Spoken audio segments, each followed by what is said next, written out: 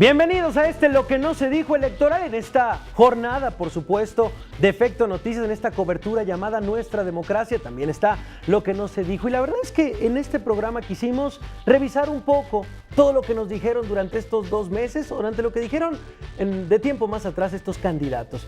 La verdad es que queríamos tomarnos unos minutos para reflexionar acerca del discurso de los principales candidatos a nivel nacional. Y es para mí un honor de verdad tener en Lo que no se dijo electoral a mi querido Luis Espino, especialista justamente de análisis del discurso. Cuéntanos, bueno, bienvenido. Primero, gracias Luis por estar por acá en Lo que no se dijo.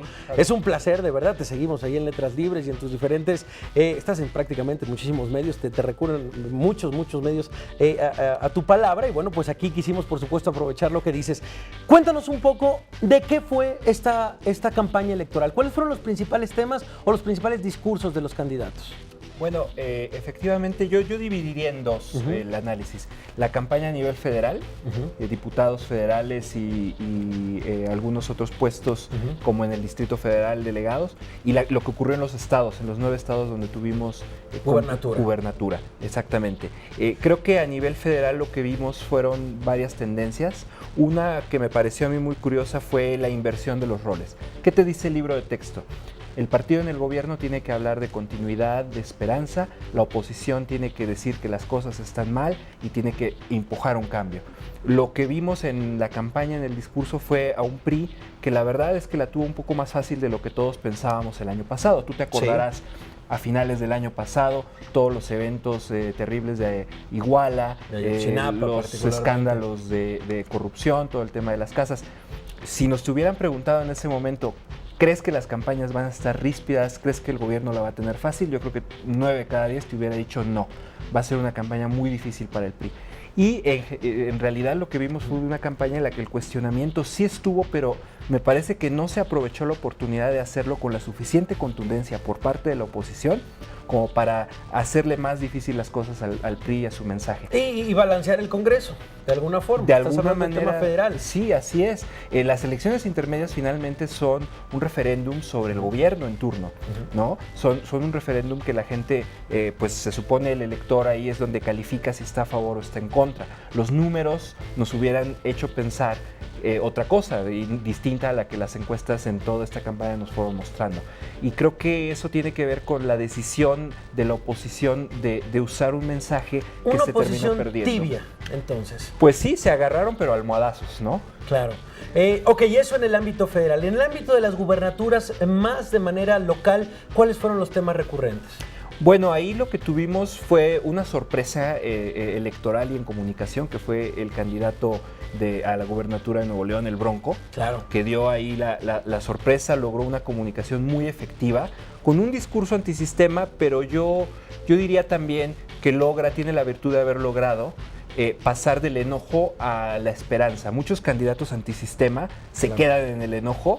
Y este candidato lo que logra es también decir, bueno, hay esperanza, se pueden hacer las cosas diferentes, logra dar ese switch y conectar con las élites, que es muy importante en Nuevo León, conectar con las clases medias, no quedarse nada más en el discurso de la indignación con los partidos, y creo que eso es lo que lo volvió más competitivo y logró subir en la recta final.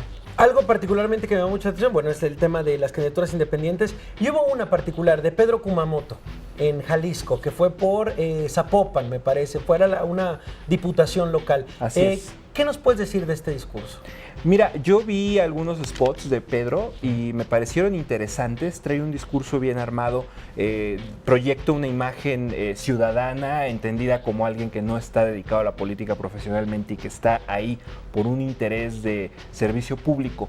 Yo lo que le hubiera recomendado un poco era el lenguaje, hacerlo un poco más accesible. Me parece que se quedó un poco él en este discurso de hacer las cosas diferentes, pero lo sentí un poquito elevado el lenguaje.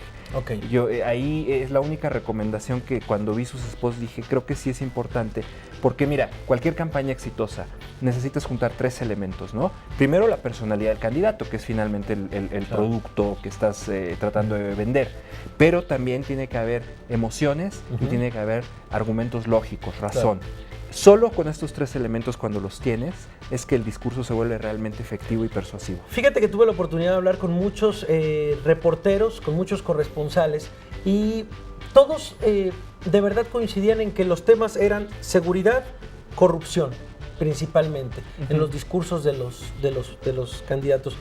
¿Por qué se repiten estos dos temas pues prácticamente en nuestra radiografía nacional?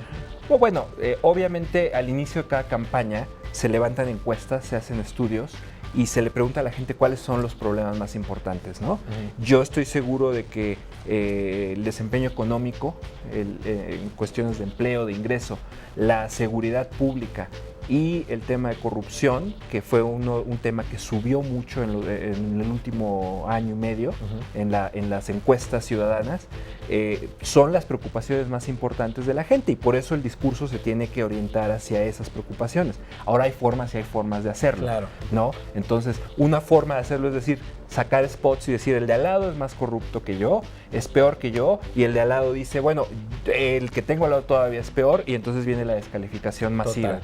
Claro. Y otra manera es hacerlo pues a través de la propuesta o a través del ejemplo, ¿no? Pues, había iniciativas importantísimas como el 3 de 3, que finalmente muy importante. no, hubo varios candidatos que lo hicieron, pero no fue La la gran respuesta mayoría. que Claro. hubiéramos esperado de partidos de oposición que quisieran realmente una plataforma, ofrecerle al electorado una plataforma anticorrupción y transparencia. En general, estas campañas, tú ya tienes camino recorrido, mi querido Luis, ya vaya que has analizado varios momentos políticos del país. ¿Cómo viste estas campañas en materia de propuestas, en materia de discurso, en materia de debates, en general, una evaluación? A nivel federal se quedaron cortas. Okay. Había oportunidades importantes para la oposición. También me hubiera gustado, bueno, en la medida de lo posible, ver al PRI pues ofreciendo qué es lo que sigue hacia adelante. Los próximos 3 años se aprobaron las reformas, qué sigue, qué más va a haber. Okay. Es algo que no logran hacer ni desde el gobierno ni desde el partido, ¿no? ¿Qué esperanza hay? ¿Cuál es el horizonte? Okay. Y la oposición efectivamente se queda corta, se queda débil, toca algunos temas, de repente tiene 2 o 3 spots por ahí interesantes, pero no aprovechan el momento del país de indignación, de descontento, y eso se refleja pues en la fuerza que toman discursos como el del voto nulo o el del abstencionismo, ¿no? Absolutamente. A nivel local, más interesantes, más reñidas, más sorpresas en candidatos que de repente estaban muy seguros de ganar y los alcanzó el segundo lugar. Ahí está el caso de Nuevo León. El caso de Nuevo León, el caso de Sonora, en fin, o sea, más reñida la competencia, con campañas que en general fueron propositivas, pero me preocuparon 2 casos, que fueron Querétaro y Sonora, donde realmente la sobreregulación electoral lleva a una guerra sucia en redes sociales muy fuerte y ya de un nivel muy bajo, que termina haciendo perder a todos en Claro, democracia ni estos propuestas, niveles. ni nada. Bueno, así es. De verdad, Luis Espino, por favor, ¿dónde podemos seguirte? Bueno, en el blog, en Letras Libres, Ok. En letraslibres.com, Ok. blog verbatim de análisis del discurso, y en Twitter, @LuisAntespino. Muchísimas gracias por haber estado aquí, de Javier, verdad. encantado. Muy interesante. Gracias, Lo pueden gracias a seguir ya en todos. diferentes redes. Y bueno, pues seguimos en esta cobertura especial, por supuesto, por parte de Efecto Noticias. Nuestra democracia, esto es lo que no se dijo electoral.